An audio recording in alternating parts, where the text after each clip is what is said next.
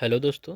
Physics practical के आज कुछ इम्पॉर्टेंट क्वेश्चंस पे बात करेंगे। किस टाइप के क्वेश्चन पूछे जाते हैं प्रैक्टिकल में, वाइवा में, तो वो हम बात करेंगे।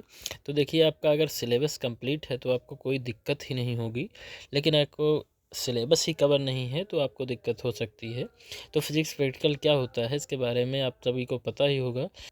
हम क्वेश्चंस पे बात करेंगे तो धीरे धीरे क्वेश्चंस पे चलेंगे हम, ठीक है। ये रहा क्वेश्चन कि विद्युत वाहक बल और विभवांतर में क्या अंतर होता है।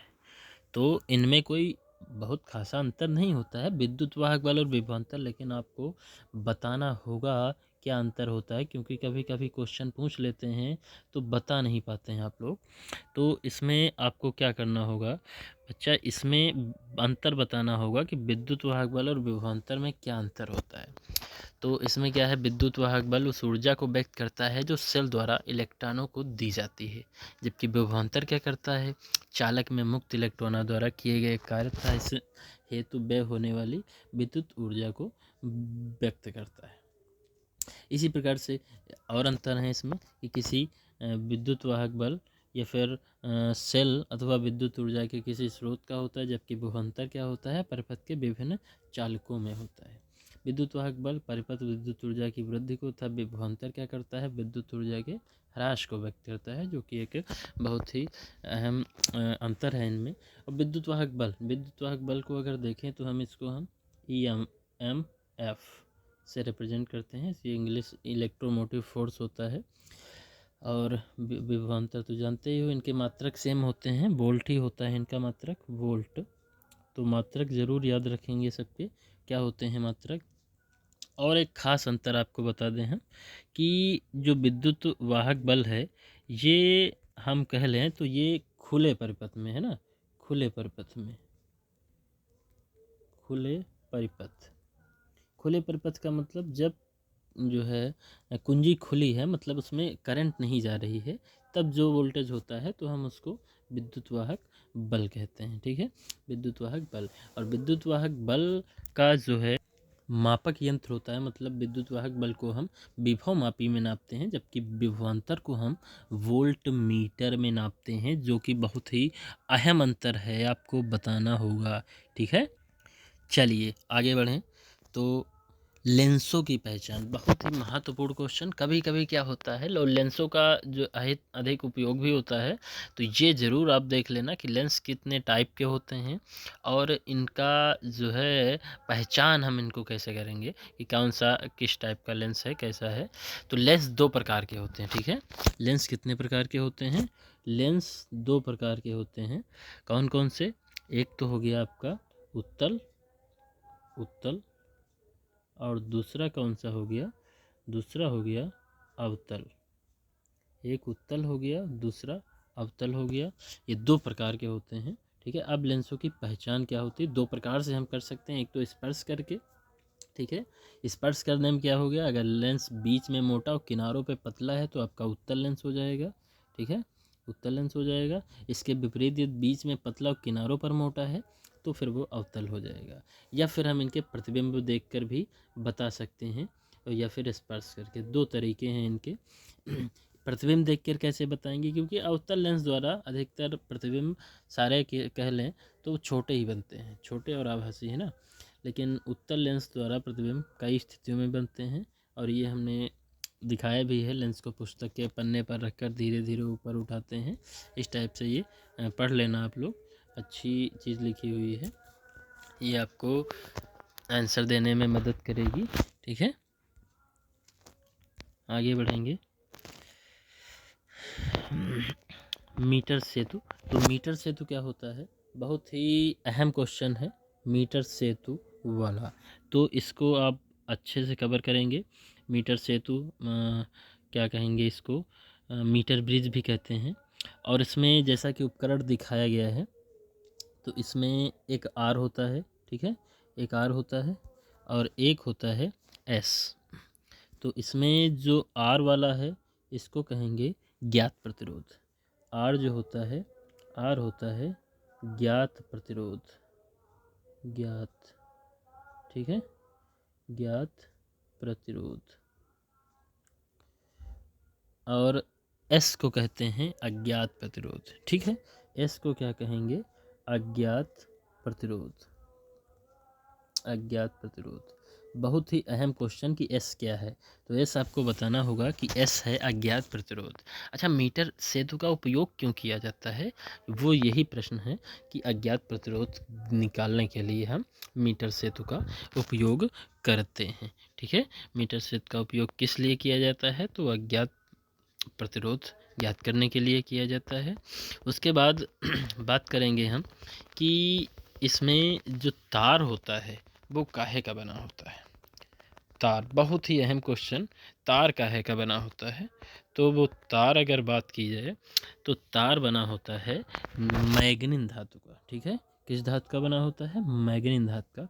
ये आप स्केल देख पा रहे हैं, इसी स्केल के ऊपर ये तार लगा होता है और ये तार होता है मैग्नीन या फिर कांस्टेंटन धातु का भी हो सकता है। मैग्नीन आप कहेंगे, मैग्नीन। ठीक है, मैग्नीन लिखे दे रहे हैं, मैग्नीन। ओके, और मीटर सेतु में एक बहुत बढ़िया क्वेश्चन कि मीटर सेतु को मीटर सेतु क्यों कहते हैं, या फिर इसका मीटर सेतु नाम क्यों पड़ा? क्योंकि इसी तार की जो लंबाई होती है वो 1 मीटर होती है, 1 मीटर होती है, और इसीलिए हम इसको मीटर सेतु कहते हैं। और ये आप देख पा रहे हैं सेल लगा हुआ है, सेल लाइक्लांसे सेल होता है, लाइक्लांसे सेल होता है। ये कुंजी लगी हुई है और इसमें जॉकी भी लगी होती है, जॉकी को टच करते हैं। उसके बाद गैल्वेनोमीटर भी लगा होता है। तो इसमें जितने भी नाम आ रहे हैं उन सबको आप अलग से देख लेंगे, समझ लेंगे, क्योंकि बारी बारी से इस पर भी क्वेश्चन पूछ लेते हैं। ठीक है, मीटर सेतु के सिद्धांत पर आधारित है, बहुत ही महत्वपूर्ण क्वेश्चन है। तो मीटर सेतु व्हीटस्टोन सेतु के सिद्धांत पे कार्य करता है। P/Q बराबर R/S। P और Q ये दो प्रतिरोध हैं, भुजाएं हैं कह लें, और R ज्ञात प्रतिरोध है, जो क्या कहेंगे उसको, प्रतिरोध बॉक्स पे लगाया जाता है, और एस है ज्ञात प्रतिरोध जिसको हमें ज्ञात करना होता है। ठीक है, व्हीटस्टोन सेतु, व्हीटस्टोन सेतु बहुत ही महत्वपूर्ण है। तो व्हीटस्टोन सेतु का आप फिगर भी आप इस टाइप से बनता है, आप देख लेंगे। ठीक है, व्हीटस्टोन से इस टाइप से। तो व्हीटस्टोन सेतु में अगर ये कंडीशन फॉलो हो रही है तो फिर बीच वाले में धारा नहीं बहती है। ये व्हीटस्टोन सेतु बहुत ही महत्वपूर्ण है आपके परीक्षा की दृष्टि से भी, प्रैक्टिकल की दृष्टि से भी। ठीक है, ट्रांसफार्मर आप पढ़ लेंगे। ट्रांसफार्मर में क्रोड नरम लोहे की बनती है और इसमें 2 कुंडली होती हैं, प्राइमरी और सेकेंडरी। प्राथमिक कुंडली में हम इनपुट अप्लाई करते हैं, सेकेंडरी कुंडली में हमें आउटपुट मिलता है। ठीक है, ट्रांसफार्मर कितने प्रकार के होते हैं? तो ट्रांसफार्मर बच्चा 2 प्रकार के होते हैं। कितने प्रकार के होते हैं? 2 प्रकार के होते हैं। कौन कौन सा? ऊंचाई ट्रांसफार्मर और दूसरा क्या है?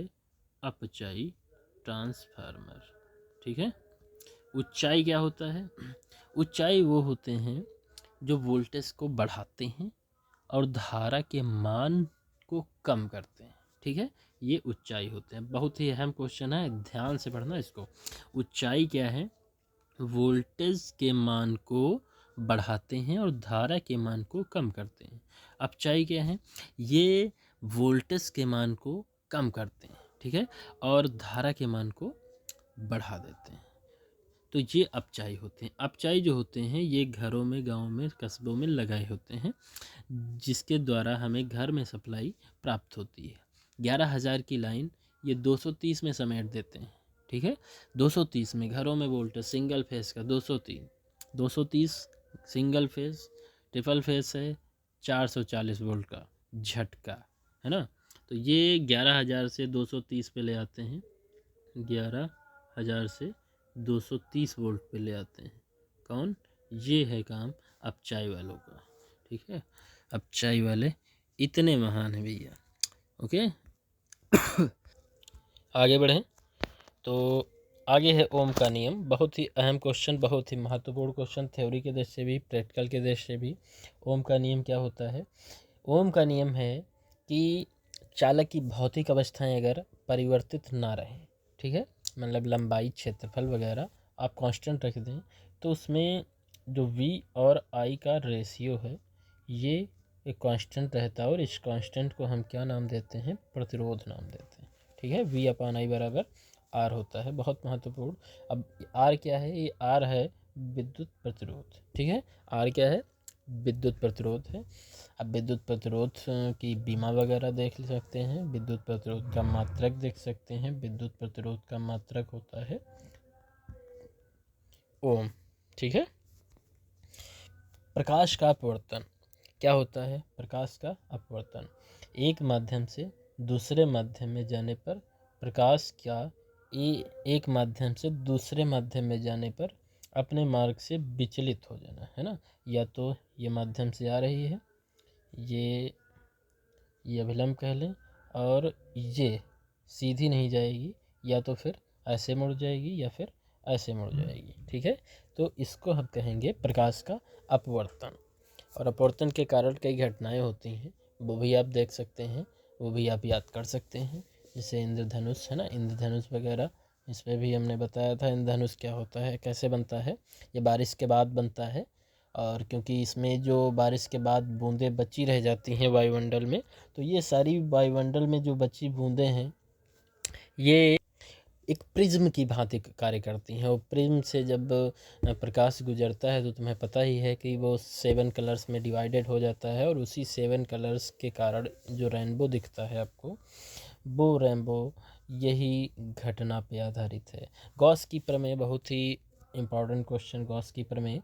तो गॉस की प्रमेय क्या है, ये फाई बराबर फाई ई, है ना, इलेक्ट्रिक हम बता सकते हैं, विद्युत फ्लक्स। तो फाई ई बराबर Q/एप्सिलॉन नॉट, Q/एप्सिलॉन नॉट है ये फार्मूला गॉस की प्रमेय का, कि जो विद्युत फ्लक्स है वो प्रवाहित होने वाले आवेश का 1/एप्सिलॉन नॉट गुना होता है। बहुत ही अहम क्वेश्चन है, इसको भी आप अच्छे से कवर करेंगे, ठीक है। आगे चलेंगे। एक एप्सिलॉन नॉट है, उसको क्या कहते हैं, तो एप्सिलॉन नॉट को हम निर्वात की वैद्युतशीलता कहते हैं, और इसका जो मान है वो 8.85 गुणे 10⁻⁻12 होता है, और इसका मात्रक क्या होता है, कूलाम स्क्वायर प्रति न्यूटन मीटर स्क्वायर, ठीक है। ये मात्रक होता है इसका। इसको कहते क्या हैं, इसको निर्वात की विद्युतशीलता कहते हैं, निर्वात की विद्युतशीलता, निर्वात की विद्युतशीलता, ठीक है। ये आप लोग देख लेंगे अच्छे से, बहुत ही इम्पोर्टेंट क्वेश्चन है। उसके बाद क्या है, उसके बाद आप लोग बीमाएँ याद कर लेना, ठीक है। बीमाएँ कैसे निकालते हैं वो आपको पता होनी चाहिए। बीमाएँ बहुत ही अहम क्वेश्चन है, बीमाएँ किस टाइप से पूछी जाती हैं वो आप लोग, जैसे लंबाई की बीमा क्या होती है, लंबाई है ना, लंबाई की L होती है, ये लंबाई की है, और द्रव्यमान की M होती है, और समय की T होती है। इस टाइप से आपको सभी की बीमाएँ अगर पता है मूल राशियों की, तो आप व्युत्पन्न राशियों की बीमा आराम से निकाल सकते हैं, ठीक है।